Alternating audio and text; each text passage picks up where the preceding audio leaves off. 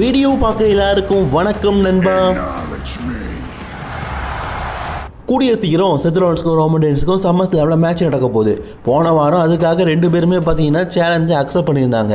அந்த வகையில் இன்றைக்கி செத் ரோலன்ஸ் பார்த்தீங்கன்னா ரோமன் ரெயின்ஸ் ஷீல்டில் இருந்து எப்படிப்பட்ட நபர், அவருடைய உண்மையான ரூபத்தை பற்றி மக்கள் மத்தியில் பார்த்தீங்கன்னா செத் ரோலன்ஸ் வந்து பேசியிருப்பார். சரி, அவர் என்ன பேசினார் அப்படிங்கிறத பற்றி தாய்மொழி தமிழில் பார்க்கலாமா? மறக்காமல் ரெஸ்லிங் கிங் தமிழுக்கு வந்திருக்கிற நண்பர்கள் சப்ஸ்கிரைப் பண்ணிக்கோங்க. பெல் ஐக்கானை கிளிக் பண்ண மூலிமா தினமும் போடுற ரெஸ்லிங் செய்யலை தாய்மொழி தமிழில் தெரிஞ்சுக்கோங்க. செத் ஃப்ரீக்கிங் ரோலன்ஸ் இன்னைக்கு அமெரிக்காவில் இருக்கிற சிக்காகோ மாநகரத்துக்கு வராது. வந்தோம் எல்லாருமே பார்த்தீங்கன்னா வழக்கமாக செத் ரோலன்ஸோடைய பாட்டை பாடுவாங்க, அவருக்கு சப்போர்ட் பண்ணுவாங்க. அதுக்கு எதிர்மாறா சிஎம் பாங் அப்படின்னு சொல்லிட்டு சத்தத்தை அதிகமாக கொடுக்குறாங்க. செத் ரோலன்ஸும் அதை புரிஞ்சுக்கிட்டாரு.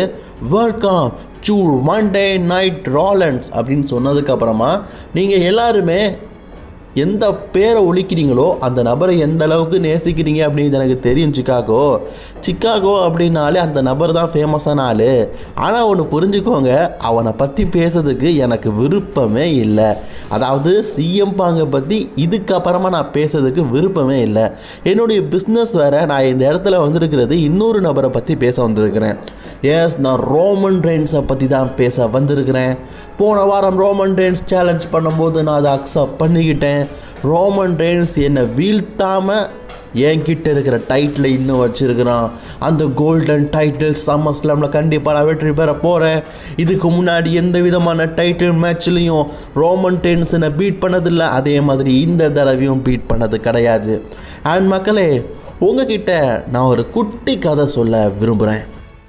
ஆமாம், இந்த இடத்துல இருக்கிற பல பேருக்கு ரோமன் ரெயின்ஸை ரொம்ப பிடிக்கும். ஆனால் நிஜமாகவே நடந்த விஷயம் அப்படிங்கிறது உங்களுக்கு தெரியுமா? த ஷீல்டு தேர்ந்தெடுக்கப்பட போது நாங்கள் 3 பேருமே குழந்தை மாதிரி தான் இருந்தோம் அப்படிங்கிற மாதிரி நினச்சிக்கிட்டு இருந்தோம்.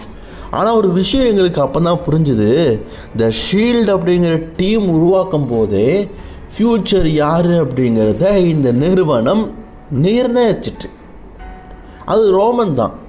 ரோமன் ரெயின்ஸ் தான் தேர்ந்தெடுக்கப்பட்டவன். நாங்கள் 3 பேரும் ஒன்றா இருப்போம், ஒன்றா சண்டை போடுவோம், எல்லாம் பண்ணுவோம். ஆனால் அந்த ஃப்யூச்சர் அப்படின்னு வரும்போது முழுக்க அது ரோமன் தான் அப்படிங்கிற மாதிரி சொல்லுவாங்க. அப்போது எங்கள் 3 பேருக்குள்ளே ஒரு சண்டை வரும். நாங்கள் 3 பேருமே ஒருத்தருக்கு ஒருத்தர் எப்போவுமே சண்டை போட்டுக்கிட்டே இருப்போம். ஆனால் உண்மையான விஷயம் என்னென்னா, நாங்கள் 2 பேர் தனியாக இணைந்து, அவர் 2 பேர் அப்படிங்கிறது மீன் பண்ணுறது டீன் ஆம்பரோஸை மீன் பண்ணுறாரு. நாங்கள் 2 பேருமே அந்த கூட்டத்தில் ஒரு குழந்தை மாதிரி தான் இருப்போம்.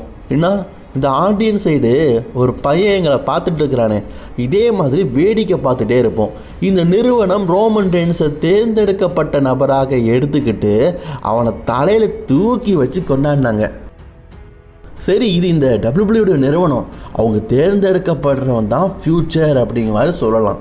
நான் இப்போ உங்கள்கிட்ட கேட்குறேன், எதுக்காக நான் ரோமனுடைய முதுகிலேயே சேரை தூக்கி போட்டு அடித்தேன்?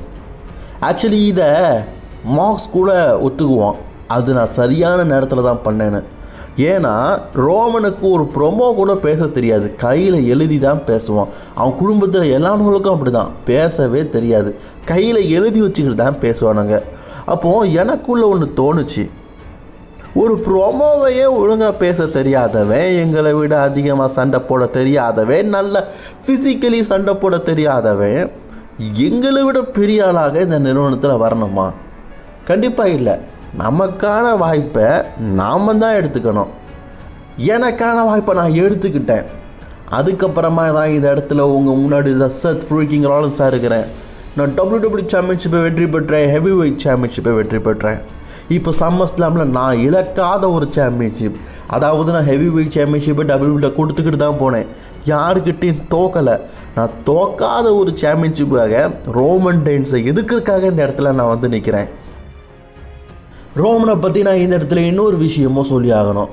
ரோமன் இந்த ரெஸ்லிங் கெரியரில் உனக்கான சாதகமான விஷயம் இந்த ஃபேன்ஸ் அப்படின்னு நினச்சிக்கிட்டு இருக்கியா? இல்லை, உன்னுடைய குடும்பம். உன் குடும்பத்தினால தான் இந்த ரெஸ்லிங் கம்பெனியில் நீ உண்மையிலேயே ஓட்டிக்கிட்டு இருக்கிற. ஏன், நாங்கள் உன்னை விட்டு பிரிஞ்சது போல், ஒருத்தர் இந்த கம்பெனியை விட்டு போனது போல் நானும் போயிருப்பேன். ஆனால் முன்னாடி நாங்கள் நிரூபிக்கணும்ல. எனக்கு நல்லாவே தெரியும் ரோமன், உன்னை விட நான் சம்பளத்தில் கம்மியாக தான் இந்த இடத்துல இருக்கிறேன். அப்போ கூட என் மனசில் தோணும், நான் பண்ணாத வேலையை இந்த ரோமன் ரெயின்ஸ் என்ன பண்ணிட்டான். ஏன் கூட வந்தவன் தானே, ஆனால் என்னை விட இரட்டை மடங்கு அதிகமாக நீ சம்பளம் வாங்குற. ரோமனே, சம்பளம் ஒரு மேட்ரு கிடையாது, அது ஒரு காகிதம். அதை வச்சு ஒரு மேட்ரும் பண்ண போகிறது கிடையாது. ஒன்றால் ரெகுலராக வீக்லி இந்த ஷோக்கு வர முடியுதா, இந்த மக்களை பார்க்க முடியுதா? பார்ட் டைம் சாம்பியனாக இந்த ரெஸ்லிங் கம்பெனி ரன் பண்ணிகிட்டு இருக்கிற நீ வந்து லாஸ்ட் வீக் என்ன சொன்ன, இந்த டைட்டில் கண்டிப்பாக என்கிட்ட இருந்து வீழ்த்த முடியாது, நீ என்னை அக்னாலஜ் பண்ணுவேன்னு. ரோமன், அது வாழ்க்கையில் எப்பவும் நடக்க போகிறது கிடையாது. ஒன்றே ஒன்று புரிஞ்சுக்க ரோமன், சம்மர் ஸ்லாமில் ஒன்று தான் நடக்க போகுது. மீண்டும் ரோமன் ரெயின்ஸ் செத் ரோலன்ஸ் கிட்ட தோத்துட்டான். இந்த பேர் தான் கேட்க போது மைண்டில் நல்லா வச்சுக்கோ ரோமன். கடந்த சில வருடங்களில் உனக்கும் எனக்கும் நடந்த மேட்சில் பல விதத்தில் நான் அவனை பீட் பண்ணியிருக்கிறேன். இது வரைக்கும் நீ என்னை பீட் பண்ணலை. அதே தான் இப்போது நடக்க போகுது. நான் இழக்காத என்னுடைய ஹெவி வெயிட் சாம்பியன்ஷிப் என்னுடைய கையில் வரப்போகுது. இந்த நிறுவனத்திலேயே ரொம்பவே மோசமான நபராக ரோமன் நீ இருக்கிற. உன்னை பீட் பண்ணி அந்த ஹெவி வெயிட் சாம்பியன்ஷிப்பை என்கிட்ட நான் சரண்டர் பண்ணுவேன். இது கண்டிப்பாக நடக்கும் இப்படிங்கிற மாதிரி செத் ரோலன்ஸ் பேசிக்கிட்டு இருக்கும்போது அந்த இடத்துல சர்ப்ரைஸாக பார்த்தீங்கன்னா எல்ஐ நைட் வந்து வராரு. நம்ம அந்த ஊசோஸ் வருவாங்க பார்த்தா எல்ஐ நைட் வராரு. ஆச்சரியமாக தானே இருக்குது. எல்ஐ நைட் பார்த்தீங்கன்னா அப்படியே செத் ரோலன்ஸ் பக்கம் வராரு. லூமிக் சாக்கோ, நான் என்ன பேசுகிறது? சேத், நீ பேசின எல்லா விஷயத்தையும் கேட்டேன். ஒன்றே ஒன்று புரிஞ்சுக்கோ, எனக்கு 2 பேரையுமே பிடிக்காது.